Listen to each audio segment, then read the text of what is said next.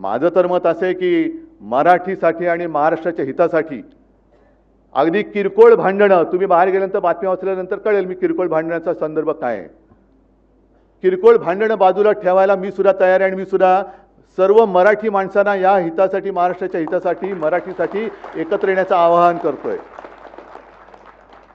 पण माझी अट एक आहे की जेव्हा आम्ही लोकसभेच्या वेळेला सांगत होतो की अरे महाराष्ट्रातनं गुजरातमध्ये सगळे कारभार घेऊन जात आहेत, उद्योग घेऊन जात आहेत, तेव्हाच जर का विरोध केला असता तर आज ते सरकार तिकडे बसलं नसतं. आज तिकडे महाराष्ट्राच्या हिताचा विचार करणारं सरकार आपण केंद्रात बसवलं असतं आणि राज्यात सुद्धा आपल्या महाराष्ट्राच्या हिताचा विचार करणारं सरकार बसलं असतं. त्याच वेळेला हे काळे कामगार कायदे आपण फेकून दिले असते कचऱ्याच्या टोपलीमध्ये. पण तेव्हा पाठिंबा द्यायचा, आता विरोध करायचा, मग परत तडजोड करायची, हे असं नाही. महाराष्ट्राचं हित, मग त्याच्या आड जो कोणी येईल त्याचं स्वागत मी करणार.